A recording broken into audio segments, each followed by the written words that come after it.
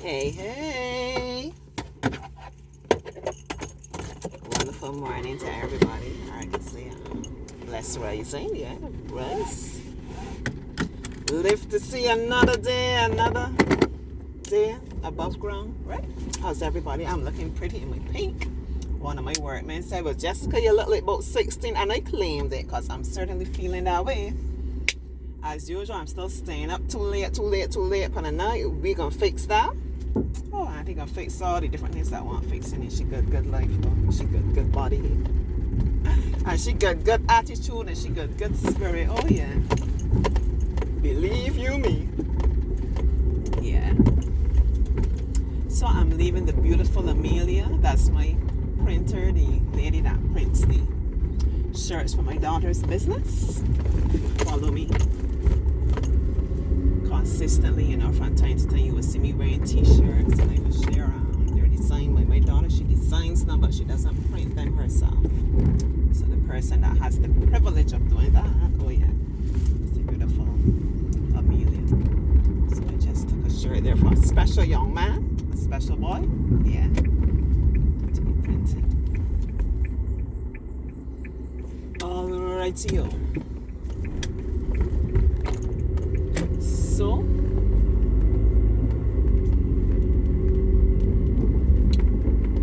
I had some things on my heart to share with you based on how my day went, especially yesterday morning. But before I get to that, we'll see if I can still get to that. But in this moment, what I feel to share and to say to you is remember who you are. And what has inspired me to share that is the same beautiful Amelia. Now, Amelia married stepmother of one, right? She has a full-time job. She does her printing on the side, as you can see, working towards trying to set up. They actually have an office or a proper space where she can do printing.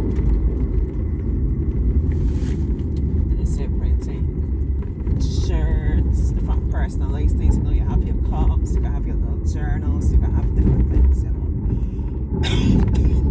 Right. Oh, there you with this phone. I'm so sorry. I'm actually thinking that's something I'm going to get for myself, a personalized journal. I like the idea. It's good. It's important to give nice things to yourself too, especially if you have a very giving spirit like Aunt and you're always giving everybody else. Make sure that you drop into your own spirit, nurture yourself as well. So I was saying she has her full-time job, printing business on the side. She and the husband, they also keep I don't know what happened here. They also keep chickens. They sell like the bedding and so on that you use when you have the chickens, right? When I say bedding, this is not a bed like to sleep on. This is I actually don't even know what it's made from. I think in bagasse, which is a byproduct from the sugarcane. I could be wrong. But it's natural different things that you place when you have the chicken pen. You place it on the ground there. The chickens and so on. So they sell the chickens, they sell eggs, they sell the bedding and so on. And my girl recently, I saw her now. She was sharing that she has been making natural juices and selling them, So in my interaction with her about getting the shirt printed, I said that, because you have to hype up my people. This how I know I have the good connections, when we can encourage each other. Like I was sharing with her, it's so time for me to go shopping for the towels for the house now, And she was like, yeah, celebrate her. The same with my Momo. Love you so much. I was was telling him the same thing. Guess who gonna be shopping for shit towels just now? I'm excited. And he getting there, he excited too. And once again, these are the kind of people you want to surround yourself with and having your kid. So I shared that with her, and then I said, I see you there pushing your natural juices. She said, yes. Trying different avenues because they're trying to push to get this off. She said, you're doing the correct thing, use your gifts. And in saying that, it was a reminder to myself too. And I'm so happy that, although it's not necessarily that all of them are being used for money making, in money making ventures as yet. Let me put that out there nevertheless.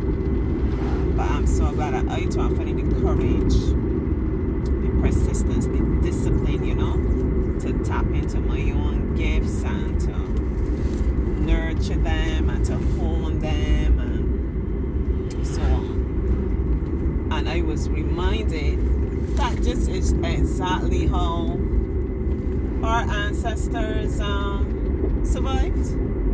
Let me speak about my grandmother. My grandmother raised, I believe it's 13 children. Her husband died when the majority of them were yet young. I don't think any of them would have reached adulthood at that time.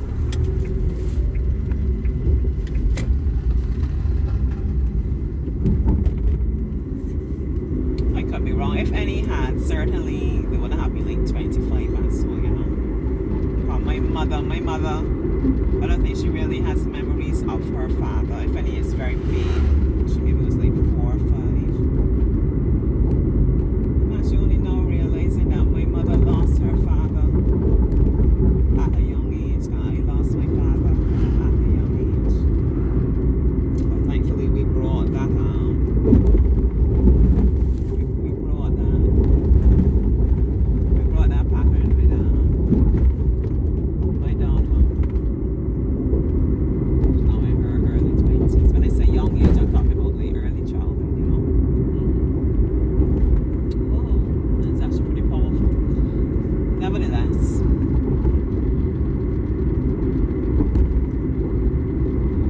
with grandmother, having lost him, didn't sit long at home. My grandmother was the village midwife.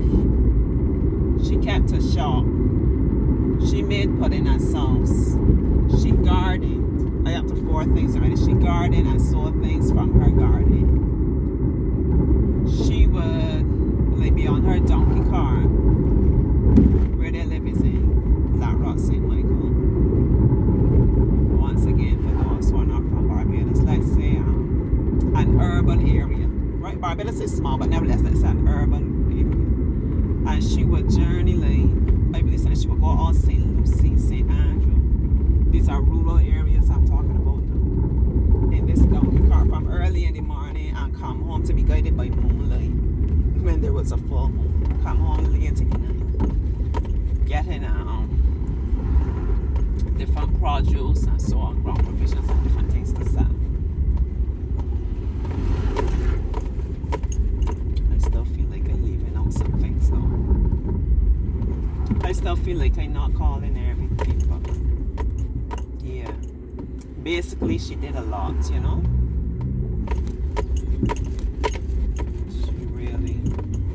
She really did a lot.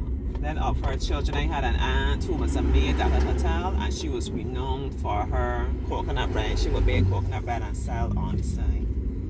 I had another aunt who was a very good seamstress. I had an aunt who made the pudding and sauce. And something she would also go and take care of the elderly and so on.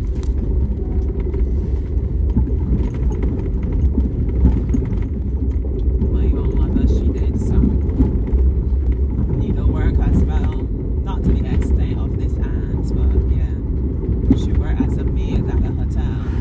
She did babysitting at a hotel. I don't think she worked as a cashier here. That's when she was overseas. Yeah. But garden, sell My mother kept goats. When I know she had the goats when my father was alive, yeah. She was keeping these goats when he was young. I remember my dad passed when I was 7. She had the goats. She would sell the goat milk, and then she would sell the kids and so on when they were of age, and especially slaughter the goat. All that would be sold, you know. And then when my father died, she started keeping chickens. And both layers and broilers. Which brings me to another point, how my mother was able to get into selling the chickens, keeping chickens and so on. There was a time when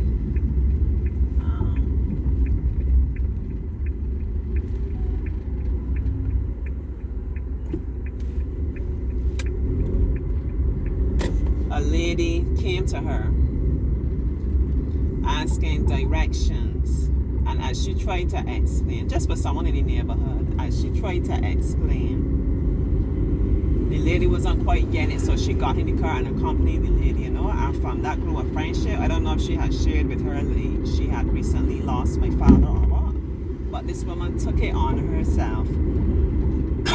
Excuse me. You know, everybody's complaining about Sahara dust and the sinuses and so on. I'm so much better than I used to be.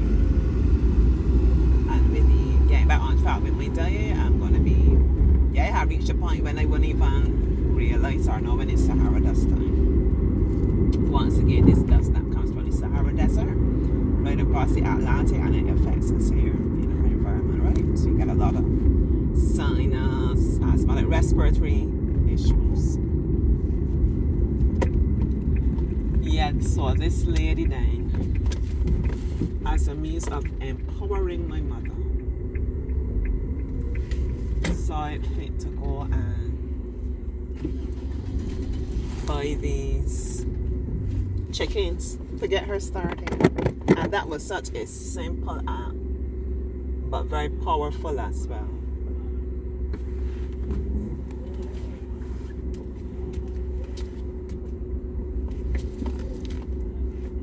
I really appreciate it. I don't think we talk enough about these kind of things. You know, how effective and how meaningful they are. I just really give thanks. She lived to be over 100 years old, and I was able to track her down and go with Mom to visit her and express our gratitude. What a full circle moment, right? For what she has done. Miss Armstrong, I say your name. Beautiful, beautiful lady, a woman of strength as well. I reached work. I didn't get to share with you about yesterday, but I think this message was more important. So remember, I'm encouraging you to remember who you are. Remember what stock you come from. Men and women of strength. Persons who didn't have it easy in life, who didn't come up and have everything handy today, but they found a way to get things done. How they did that? By tapping into their gifts. We all have gifts inside of us. Like the resources we need to accomplish what we need to. I don't want you to think I'm being naive. I know that there are challenges. There are a lot of challenges based on how society is set up, based on the color of our skin, let's keep it real, based on our social status, all the different things. You know, I try not to focus on these things, but it's not like I put my head in the sand. I just prefer to keep it positive and focus on what I can do to make the world a better place through my work with my children, right? But nevertheless, even with all those challenges, you still have it in you to not only survive, but to thrive, okay? So be encouraged. I go ahead and do the people work, and I will see this evening if I can share about what I had to say yesterday. If not on the drive home, maybe I'll do it during my lesson with my two sweet boys, Joshua and Malachi. Looking forward to seeing you. All right, bye-bye. Have a great one.